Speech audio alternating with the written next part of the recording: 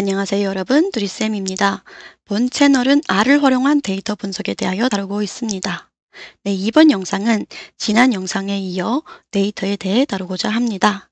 네, 이번 영상에서는 데이터의 구조에 대해서 말씀을 드릴 텐데요. 데이터의 구조는 우리가 데이터를 효율적으로 관리할 수 있고 분석할 수 있게 해주는 조직적이고 체계적인 어떤 표현 형식이다라고 보시면 되겠습니다. 간단한 예를 들어서 학교 선생님이다 라고 생각을 해볼게요.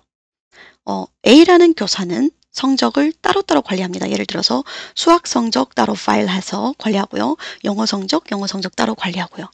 그리고 출석부는 또 출석부대로 따로 파일링을 해서 관리합니다.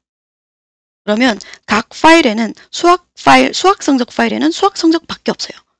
이외에 이름이라던가 뭐 그 사람의 학번이라던가 이런 건 전혀 없고요. 오로지 수학 성적만 한 파일에 저장이 되어 있다 라고 보시면 되겠습니다. B라는 선생님이 있습니다. B라는 선생님은 하나의 파일 안에 학생명도 있고요. 학번도 있고요. 수학 성적도 있고 영어 성적도 있습니다. 이렇게 다양한 데이터를 하나의 파일로 관리할 수도 있어요. 자, 두 선생님의 성적 관리 방법이 서로 다르죠. 네, 이것처럼 데이터도 우리의 어떤 관리 형식, 표현 형식에 따라서 구조가 달리 나올 수도 있습니다. 네, 오늘은 이런 데이터의 구조에 대해서 한번 알아보도록 하고요. 그 중에서도 첫 번째 벡터에 대해서 알아보도록 하겠습니다. 자, 그럼 벡터란 무엇일까요? 벡터란 동일한 데이터 유형을 단일의 값들로 1차원적으로 구성하여 만든 것을 우리는 벡터라고 표현을 할 수 있습니다. 좀 전에 제가 선생님이 성적 관리하는 그런 예시를 들었는데요. 그 중에서도 첫 번째 A라는 교사가 하시는 것처럼 수학 성적은 하나의 단일의 파일에, 영어 성적을 단일의 파일에 이렇게 관리하는 것을 우리는 벡터라고 보시면 되겠습니다. 왜냐하면 이 수학 성적이라는 이 이하에는 80, 90, 75와 같은 숫자들이 있죠. 거기에는 문자형이 없습니다. 즉 데이터 유형이 오롯이 숫자형이다 라는 것 하나 있고요. 왜냐하면 또 수학 성적 하나만 이 파일에 저장을 했기 때문에 거기에는 이름이라는 것도 없고요. 영어 성적이라는 것도 없이 오롯이 수학 성적밖에 없어요. 데이터의 값이 하나다 라고 보시면 되겠습니다. 이런 걸 우리는 벡터라고 표현을 하고요. 자, 그럼 우리는 R에서는 어떻게 이런 벡터를 만들고 사용할까요? 이제부터 우리 같이 한번 R에서 직접 벡터를 생성해보고 만들어 보도록 하겠습니다. 네, 벡터를 만들기 위해서는 우리는 C라는 함수가 필요해요. C라는 함수가 필요합니다. 이 C라는 함수는 여러 숫자 또는 문자를 하나로 컨캐러네이트 시킨다. 즉 연결시킨다의 의미를 나타내고 있습니다. 그렇기 때문에 얘는 컴바인 또는 묶다, 연결해준다, 컨캐러네이트 시킨다, 연결시킨다의 앞에 C만 따왔다라고 보시면 되고요. 우리가 연결할 숫자들은 이 괄호 안에 넣어주시면 되겠습니다. 한번 아무거나 생성을 해보도록 할 텐데요. 네, 저는 선생이니까 아까 말씀드렸던 것과 같이 성적으로 한번 해볼게요. 스코어라는 변수를 생성을 하고요. 여기에 C 70점, 80점, 90점 3명의 학생이 있고 누군지는 모르겠지만 어떤 성적인지 모르겠지만 70점, 80점, 90점이라는 성적이 들어갔습니다. 이거는 스코어라는 변수에 이런 성적을 대입시켰고요. 이건 입력이에요. 이걸 우리가 출력을 하려면 이렇게 변수명을 쳐주시면 되겠습니다. 그러면 여기 콘솔 창에 보시면 70점, 80점, 그리고 90점의 성적이 입력이 되어 있다라는 걸 볼 수가 있고요. 이건 숫자형 데이터를 넣을 때입니다. 숫자형 말고도 우리는 문자형도 이렇게 벡터로 만들 수 있습니다. 일단 이름이라고 적어볼게요. 누군지는 모르겠지만 A라는 학생, B라는 학생, C라는 학생이 있다라는 걸 볼 수가 있겠고요. 그러면 A라는 친구가 있고요. 또 B라는 친구가 있겠고요. C라는 친구가 있다. 누군지는 몰라요. 똑같이 name이라는 변수에 A, B, C 세 문자를 입력을 해 두었고요. 출력을 해보면 이름을 눌러주시면 되겠습니다. 그러면 A, B, C.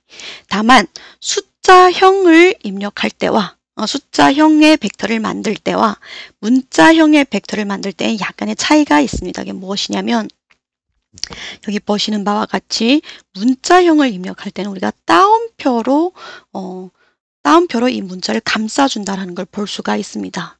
이건 이 R, 파이썬 이런 컴퓨팅 프로그래밍 언어에서 문자를 입력할 때 사용하는 방법이다라고 보시면 되고요. 약간의 문제, 에러가 발생할 수 있는 부분이 어떤 부분이냐면 작은 따옴표로 열고 큰 따옴표로 닫는다거나 이렇게 짝짝이로 사용을 하면 에러가 발생을 하게 됩니다. 오류가 발생을 해요. 다만 우리의 이 RStudi오는 매우 똑똑한 친구예요. 그렇기 때문에 우리가 작은 따옴표로 열었으면 큰 따옴표로 닫아주지는 않아요. 열고 닫음이 똑같은 걸로 통일시켜서 얘가 자동으로 해줍니다. 그렇기 때문에 사용이 조금 편리하다. 이런 에러는 발생을 하지 않는다라는 걸 볼 수가 있습니다. 다만 우리가 RStudio가 아니라 뭐 텍스트 파일에 이런 걸 한다면 꼭 내가 큰 따옴표를 썼는지 작은 따옴표를 썼는지를 통일해 주시길 바랍니다. 자, 이렇게 문자형 벡터, 숫자형 벡터를 우리는 생성을 해 보았습니다. 다만 우리가 지금 여기에서 생성한 것처럼 70, 80, 90 이렇게 했기는 했지만 연속적인 데이터, 1부터 10까지 내지는 반복적인 값들을 사용할 수는 없을까? 충분히 반복적인 값들을 우리는 사용해서 벡터를 만들 수가 있습니다. 네, 그 첫 번째는 연속적인 숫자로 벡터를 만들자라는 걸 한번 살펴보실 수가 있는데요. 연속적인 숫자로 벡터를 만드는 방법은 첫 번째 매우 쉬운 방법이 있습니다. 먼저 x라는 쉽게 하기 위해서 x라는 변수를 한번 만들어 볼게요. 이 x 안에는 1부터 10까지의 수를 한번 저장을 해보고 이를 통해서 벡터를 만들어 볼게요.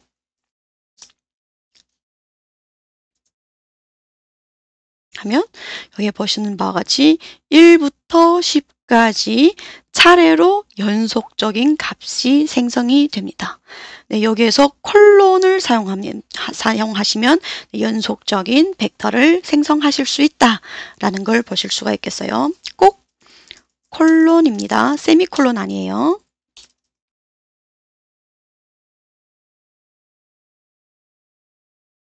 연속적인 벡터를 생성할 수 있다라는 걸 보실 수가 있겠습니다. 또는 간격이 일정한 간격이 있게 연속적인 벡터, 연속적인 숫자이지만 숫자와 숫자 사이에 일정한 간격이 있게 나는 또 생성을 하고 싶다라고 하면 이 또한 가능합니다. 이번에는 x1이라는 변수를 한번 생성을 해보고 여기에는 우리는 seq라는 함수를 한번 사용해 보도록 하겠습니다. seq라는 것도 약자겠죠. 시퀀스의 약자입니다.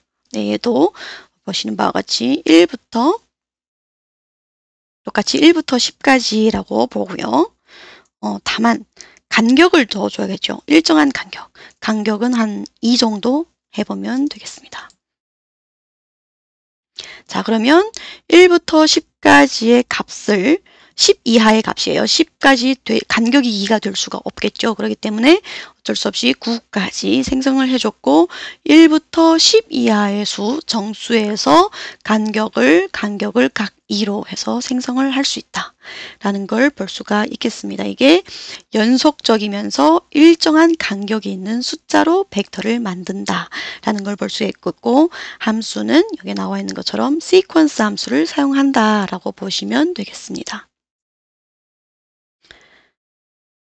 또는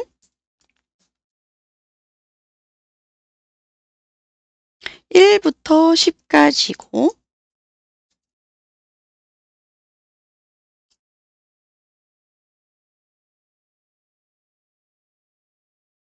out이라는 함수를 length.out이라는 매개 변수를 또 사용할 수 있는데요. 이 length.out의 의미는 매개 변수라고 부르는 이 length.out의 의미는 똑같습니다. 시퀀스 있게 즉 연속적이고 일정한 간격으로 우리가 원소를 만들 것인데 여기에서는 처음에 우리가 by라는 매개 변수를 썼을 때는 간격을 지정을 해준 거예요. 이 정도의 간격으로 우리는 일정하게 증가를 시켜라 내지는 감소를 시켜라 라는 의미를 담고 있는데 여기에서 length.out도 똑같습니다. 일정한 간격으로 생성을 하는데 여기에서 지정한 거는 원소의 개수를 지정을 해줬다 라고 보시면 되겠어요. by 매개 변수는 간격의 거리, 즉 거리를 지정을 해준 거다라고 보시면 되겠고 length.out은 거리를 지정해 준 게 아니고 내가 원소를 몇 개로 쪼개서 나타낼 것인지 그러면 5개의 원소를 하나, 둘, 셋, 넷, 5개의 원소를 나타내고 싶다. 그러면 그 5개를 균등하게 일정한 간격 균등하게 쪼개서 알아서 만들어서 간격을 알아서 맞춰서 5개의 원소를 나타내주는 이런 매개 변수도 있다라고 보시면 되겠습니다. 즉 시퀀스 함수의 두 가지 사용법에 대해서 보았어요. 하나는 간격을 지정해 주는 것, 또 다른 하나는 원소의 개수를 지정해 주는 것이라고 보시면 되겠습니다. 자, 벡터의 또 다른 형태의 벡터는 반복적인 값으로 벡터를 만드는 방법입니다.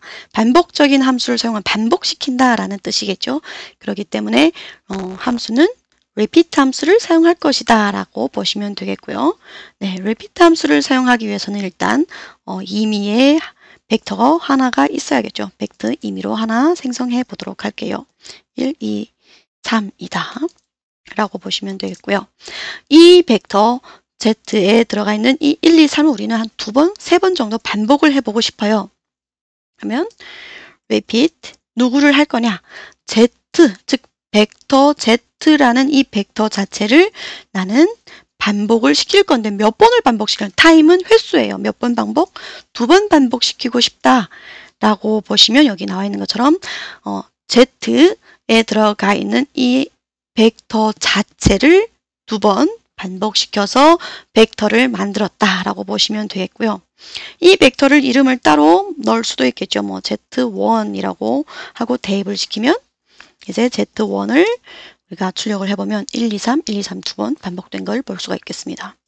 또는 나는 이렇게 말고 1, 1, 2, 2, 3, 3 즉 이 첫 번째 Z 벡터에 있는 Z에 있는 이 원소들을 각각 반복을 시키고 싶어요. 그래도 가능합니다. 똑같이 repeat 함수를 사용을 하시면 되겠고요. 우리가 반복해야 될 벡터는 똑같습니다. Z예요. 이제 다만 매개 변수가 조금 다릅니다.